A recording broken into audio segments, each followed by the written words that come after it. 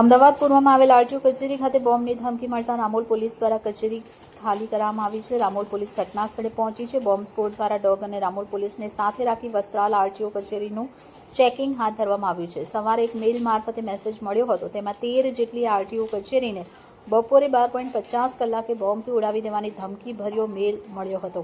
મેલ મળતાની સાથે જ રામોલ પોલીસની ટીમ આરટીઓની વસ્ત્રાલ સ્થિત કચેરી ખાલી કરાવી હતી અને બોમ્બ સ્ક્વોડ અને ડોગ સ્ક્વોડ સાથે મળીને તપાસ કાર્યવાહી શરૂ કરી હતી। તપાસના અંતે કંઈ પણ વાંધાજનક મળી આવ્યું નથી, જેથી તંત્રએ રાહતનો શ્વાસ લીધો।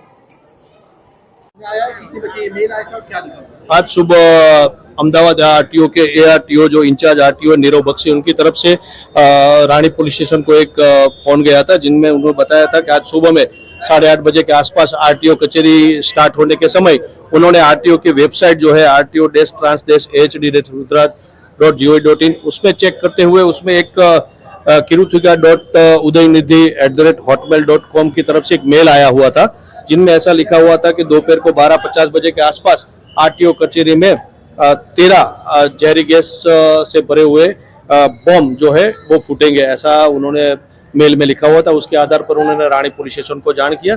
उसके बाद रानी पुलिस स्टेशन की तरफ से कंट्रोल और बीडीडीएस के संपर्क करते हुए उनकी टीमों को बुला लिया है। अभी चेकिंग चालू है, डॉग स्क्वाड, स्निपर और सारी चेकिंग सभी चालू है।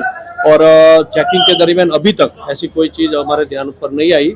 फिर भी ये जो हिमालय आर्केड करके जो बिल्डिंग है बिजनेस सेंटर, उसमें आरटीओ का 2nd फ्लोर पे और ग्राउंड फ्लोर पे उनकी ऑफिस है। उसके अलावा एचडीएफसी और बाकी जितने भी फॉर्म है वो सारी स्टेप बाय स्टेप चेक की जा रही है।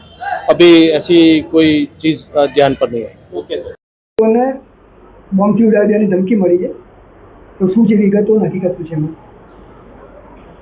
આરટીઓ વસ્ત્રાલને જે તમે કોઈ બોમ્બથી ઉડાવવાની ધમકી મળી છે એના અનુસંધાને અત્રેથી કન્સર્ન પોલીસ સ્ટેશનને જાણ કરી ત્યાંથી પછી આપણે ડોગ સ્ક્વોડ, બોમ્બ સ્ક્વોડ અને જે પણ જરૂરી કાર્યવાહી છે એમના દ્વારા કરવામાં આવી છે। તપાસમાં શું આવી છે સર? અત્યારે તપાસમાં હાલ પૂરતું તો કોઈ શંકાસ્પદ જણાયું નથી। ધમકી શેના મારફતે મળેલી છે સર? ઈમેલ મારફતે ધમકી મળેલી। ઓકે।